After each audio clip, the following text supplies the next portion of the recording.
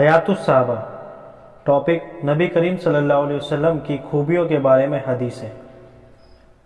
حضرت حسن بن علی رضی اللہ تعالیٰ عنہ فرماتے ہیں کہ میں نے اپنے ماموں ہند بن علی حالہ سے حضور صلی اللہ علیہ وسلم کا مبارک حلیہ معلوم کیا۔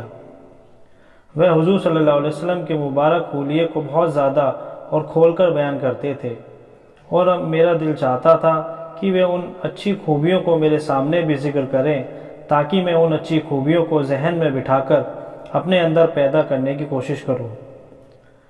حضرت حسن رضی اللہ تعالیٰ عنہ کی عمر حضور صلی اللہ علیہ وسلم کی وفات کے وقت 7 سال کی تھی، اس لیے کم سینی کی وجہ سے آپ کی اچھی خوبیوں کو غور سے دیکھنے اور ذہن میں بٹھا لینے کا ان کو موقع نہیں ملا تھا۔ ماموں جان نے حضور صلی اللہ علیہ وسلم کے حلیہ شریف کے بارے میں یہ فرمایا کہ آپ خود اپنی ذات و صفات کے اعتبار سے بھی شاندار تھے اور دوسروں کی نظروں میں بھی بڑے رتبے والے تھے۔ آپ کا مبارک چہرہ 14ویں رات کے چاند کی طرح چمکتا تھا۔ آپ کا مبارک قد بالکل درمیانی قد والے کی کسی قدر لمبا تھا کہ لیکن لمبے قد والے سے چھوٹا تھا۔ مبارک سر اعتدال کے ساتھ بڑا تھا۔ مبارک بال کسی قدر بل کھائے ہوئے تھے۔ اگر سر کے بالوں میں اتفاق سے خود مانگ نکل جاتی تو مانگ رہنے دیتے، ورنہ آپ خود مانگ نکالنے کا اہتمام نہ فرماتے تھے، یعنی اگر آسانی سے مانگ نکل جاتی تو نکال لیتے تھے، اور اگر کسی وجہ سے آسانی سے نہ نکلتی اور کنگھی وغیرہ کی ضرورت ہوتی تو اس وقت نہ نکالتے، کسی دوسرے وقت جب کنگھی وغیرہ موجود ہوتی تو نکال لیتے۔ جس زمانے میں آپ کے مبارک بال زیادہ ہوتے تھے تو کان کی لو سے بڑھ جاتے تھے۔ آپ کا رنگ بہت چمکدار تھا اور ماتھا چوڑا۔ آپ کی بھویں خمدار، باریک اور گھنی تھیں۔ دونوں بھویں الگ الگ تھیں، ایک دوسرے سے ملی ہوئی نہیں تھیں۔ ان دونوں کے بیچ میں ایک نس تھی جو غصے کے وقت ابھر جاتی تھی۔ آپ کی ناک تھوڑی اٹھی ہوئی تھی، اس پر ایک چمک اور نور تھا۔ شروع میں دیکھنے والا آپ کو بڑی ناک والا سمجھتا، لیکن دھیان دینے سے معلوم ہوتا کہ حسن و چمک کی وجہ سے اونچی معلوم ہوتی ہے، ورنہ سچ تو یہ کہ زیادہ اونچی نہیں ہے۔ آپ کی مبارک داڑھی بھرپور اور گھنی تھی۔ آپ کی پتلی کافی کالی تھی۔ مبارک گال ہموار و ہلکے تھے، گوشت لٹکے ہوئے نہیں تھے۔ آپ کا دہن اعتدال کے ساتھ پھیلا ہوا تھا، یعنی تنگ منہ نہ تھا۔ آپ کے دانت باریک اور چمکدار تھے، اور ان میں سے سامنے کے دانتوں میں ہلکی ہلکی دراریں بھی تھیں۔ سینے سے ناف تک بالوں کی ایک پتلی سی لکیر تھی۔ آپ کی مبارک گردن ایسی سندر اور پتلی تھی جیسے کہ مورتی کی گردن صاف گڑی ہوئی ہوتی ہے۔ رنگ میں چاندی جیسی صاف اور سندر تھی۔ آپ کے سب انگ بڑے اعتدال پر گوشت سے بھرے ہوئے تھے اور بدن گھٹا ہوا تھا۔ پیٹ اور سینہ مبارک ہموار تھا لیکن کشادہ اور چوڑا تھا۔ آپ کے دونوں مونٹھوں کے بیچ کچھ زیادہ فاصلہ تھا۔ جوڑوں کی ہڈیاں طاقتور اور مضبوط تھیں، جو طاقت کی دلیل ہوتی ہیں۔ آپ کے جسم کا وہ حصہ بھی جو کپڑوں سے باہر تھا روشن اور چمکدار تھا۔ کہا یہ کہ وہ حصہ جو کپڑوں میں ڈھکا رہتا ہے سینہ اور ناف کے درمیان ایک لکیر کی طرح سے بالوں کی باریک دھاری تھی۔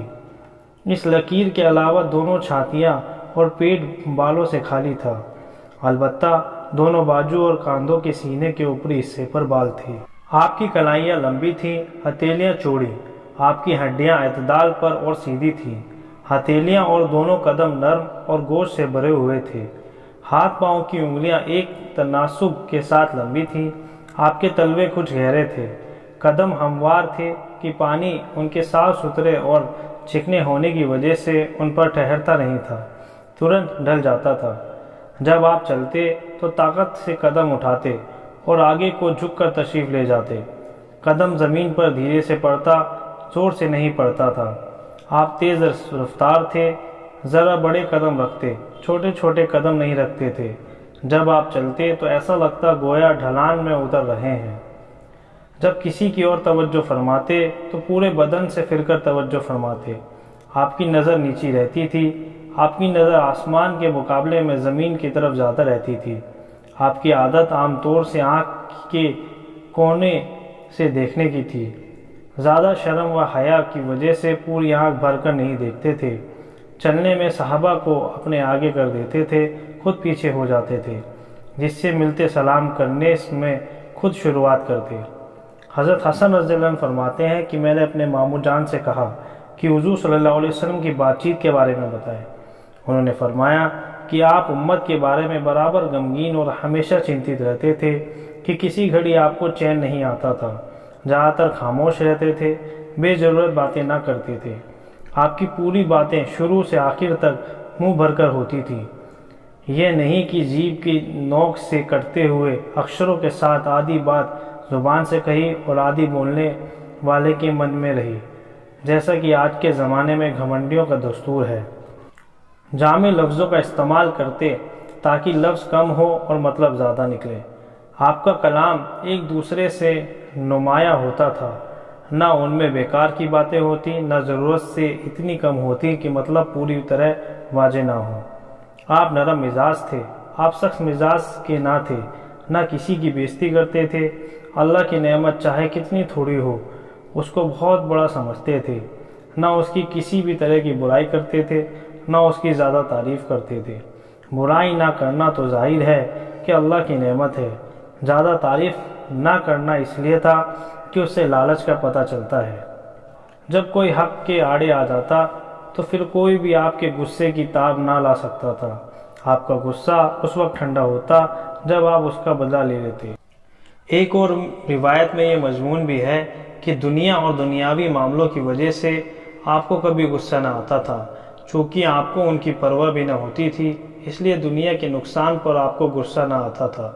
البتہ اگر کسی دینی معاملے میں اور حق بات میں کوئی آڑے آتا تو اس وقت آپ کے غصے کی کوئی آدمی تاب نہ لے سکتا تھا اور کوئی اس کو روک بھی نہ سکتا تھا، یہاں تک کہ آپ اس کا بدلہ لے لیتے تھے۔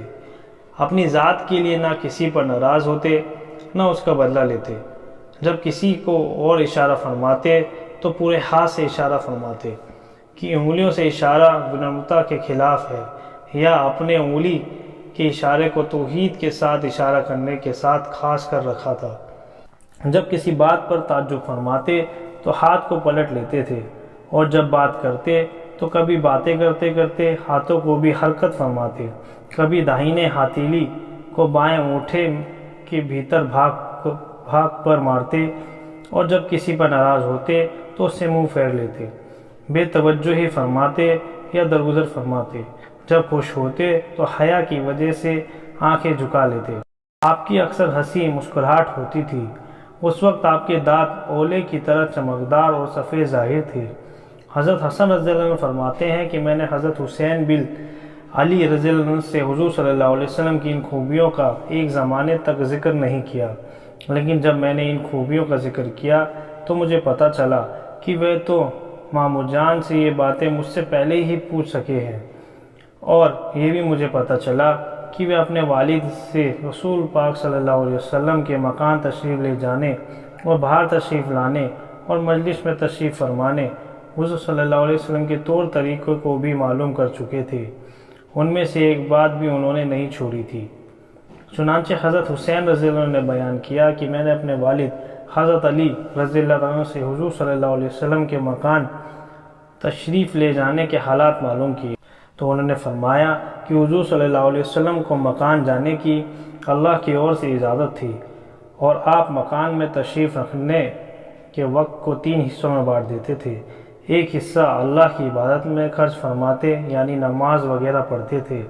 دوسرا حصہ گھر والوں کے حق ادا کرنے میں خرچ فرماتے، جیسے ان سے ہنسنا، بولنا، باتیں کرنا، ان کے حالات معلوم کرنا۔ تیسرا حصہ خاص اپنی ضرورت، راحت و آرام کے لیے رکھتے تھے۔ پھر اس اپنے والے حصے کو بھی 2 حصوں میں اپنے اور لوگوں کے بیچ بانٹ دیتے۔ اس طرح کی خاص حضرات صحابہ اکرام رضی اللہ تعالیٰ عنہ اس وقت میں حاضر ہوتے۔ ان خاص لوگوں کے ذریعے سے آپ کی بات عام لوگوں تک پہنچتی۔ ان لوگوں سے کسی چیز کو اٹھا کر نہ رکھتے تھے، یعنی نہ دین کے معاملے میں نہ دنیا کے منافع میں، غرض ہر قسم کا نفع بے جھجک پہنچاتے تھے۔ اور امت کے اس حصے میں آپ کا یہ طریقہ تھا کہ ان آنے والوں میں فضل والوں، یعنی علم و فضل والوں کو حاضری کی اجازت میں ترجیح دیتے تھے۔ اس وقت کو ان کی دینی فضیلت کے لحاظ سے ان پر بانٹ دیتے تھے۔ کوئی ایک ضرورت لے کر آتا اور کوئی دو، اور کوئی بہت ساری ضرورتیں لے کر آتا۔ آپ ان کی ضرورتیں پوری کرنے میں لگ جاتے، ان کو ایسے کاموں میں لگا دیتے تھے جو خود ان کے اور تمام امت کے سدھار کے لیے فائدہ مند اور کارآمد ہے۔ آپ ان آنے والوں سے آپ مسلمانوں کے دینی حالات پوچھتے اور ان کے مناسب بات ہوتی۔ آپ ان کو بتا دیتے اور ان کے یہ فرما دیتے کہ جو لوگ یہاں موجود ہیں وہ ان فائدہ مند اور ضرورتی باتوں کو غائب لوگوں تک پہنچا دے، اور یہ بھی ارشاد فرماتے کہ جو لوگ کسی عذر، پردہ، دوری یا شرم یا رعب کی وجہ سے مجھ سے اپنی ضرورت نہیں ظاہر کر سکتے، تم لوگ ان کی ضرورتیں مجھ تک پہنچا دیا کرو، اس لیے کہ جو آدمی بادشاہ تک کسی ایسے آدمی کی ضرورت پہنچائے جو خود نہیں پہنچا سکتا، تو اللہ قیامت کے دن اس آدمی کے قدم کو جمائے رکھیں گے۔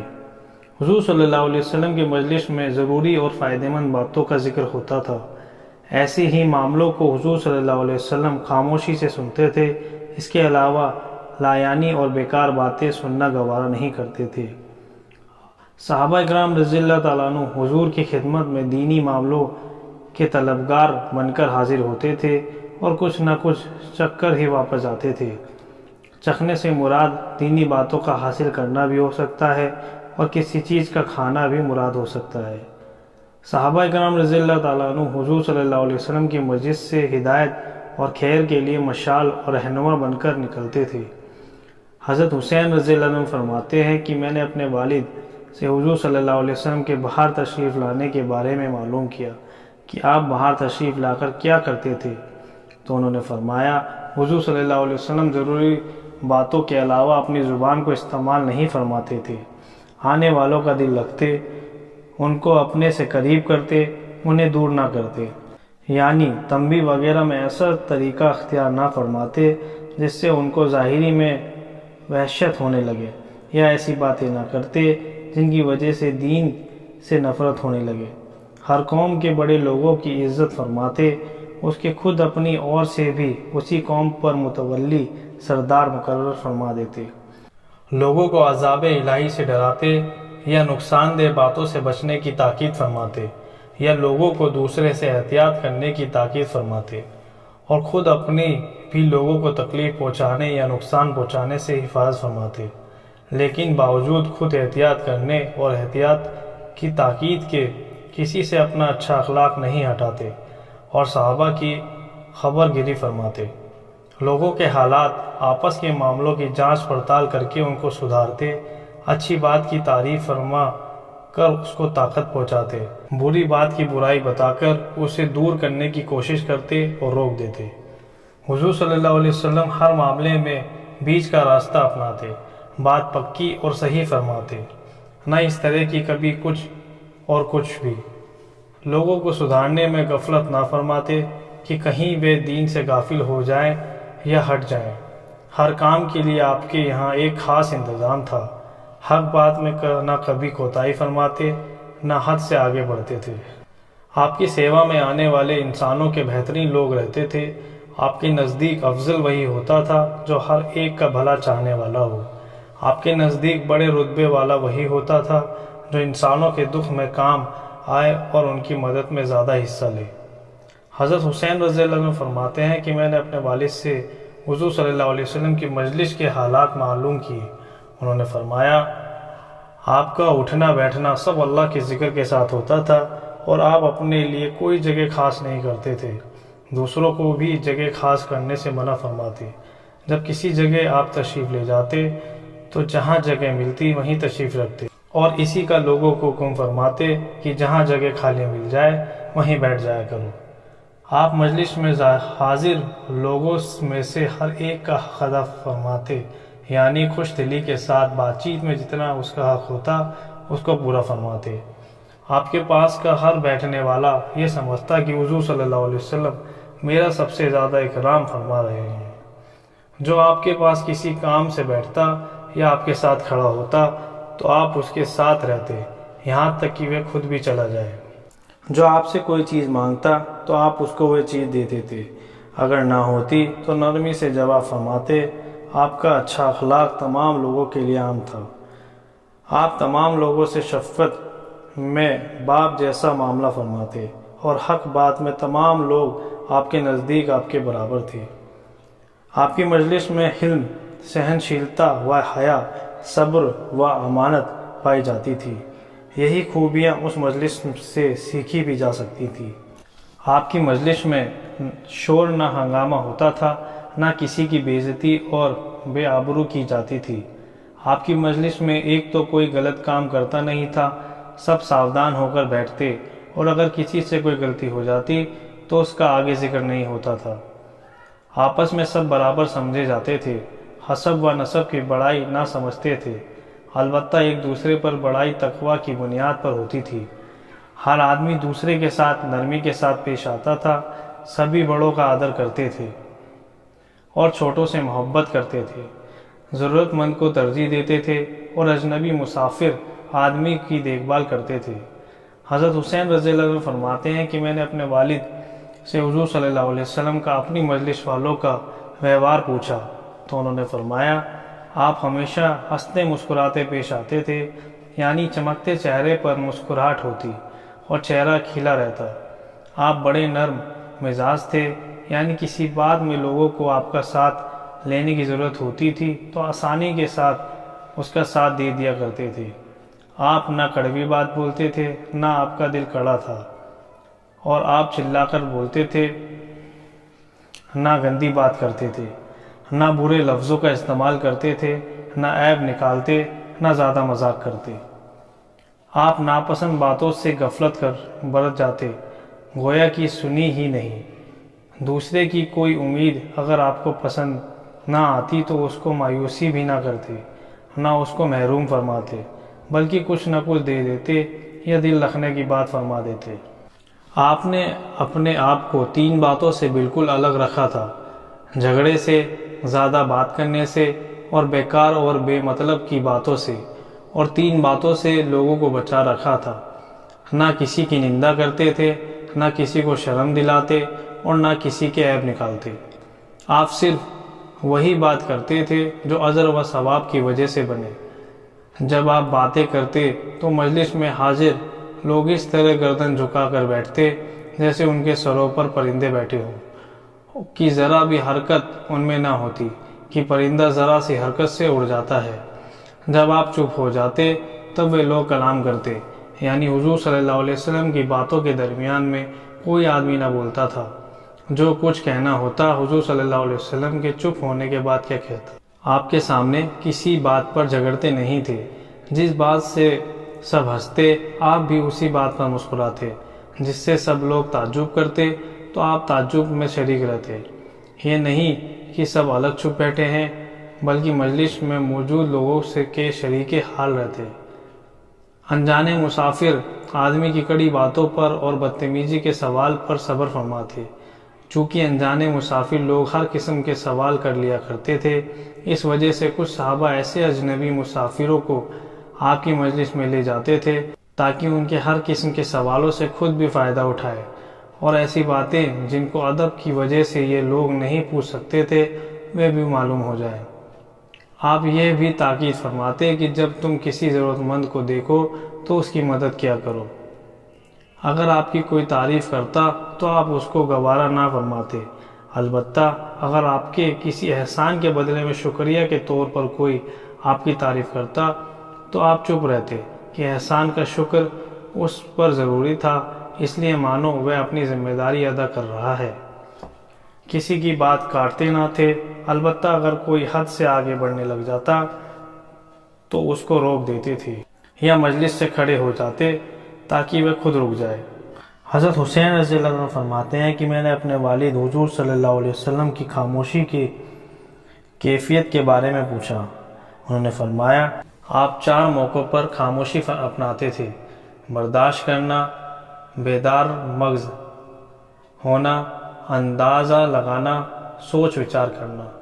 آپ 2 باتوں کا اندازہ لگایا کرتے تھے کہ کس طرح تمام لوگوں کے ساتھ دیکھنے میں، بات سننے میں برابری کا معاملہ ہو۔ آپ باقی رہنے والی آخرت اور فنا ہونے والی دنیا کے بارے میں سوچ وچار کرتے تھے۔ اللہ نے آپ کو حلم، سہنشیلتا اور صبر دونوں خوبیاں دی تھی، چنانچہ آپ کو کسی چیز کی وجہ سے اتنا غصہ نہیں آتا تھا کہ آپ اسے باہر ہو جائے۔ اللہ نے آپ کو 4 چیزوں کے بارے میں بیدار مغزی عطا فرمائی تھی۔ 1، بھلی بات کو اپنانا، دوسرے ان باتوں کا اہتمام کرنا جن سے امت کا دنیا و آخرت میں فائدہ ہو۔ اس روایت میں 4 چیزوں میں سے صرف 2 کا ذکر ہے، اور کنز العمال کی روایت کے آخر میں یہ مضمون بھی ہے۔ اللہ نے آپ کو 4 چیزوں کے بارے میں بیدار مغزی عطا فرمائی۔ 1، نیک باتوں کو اپنانا تاکہ ان نیک باتوں میں لوگ آپ کی پیروی کریں۔ دوسری، بری بات کو چھوڑنا تاکہ لوگ بھی اس سے رک جائیں۔ تیسرا، اپنی امت کی بھلائی چاہنے والے کاموں کے بارے میں خوب وچار کرنا۔ چوتھا، امت کے لیے ان باتوں کا اہتمام کرنا جس سے ان کی دنیا اور آخرت کا فائدہ ہو۔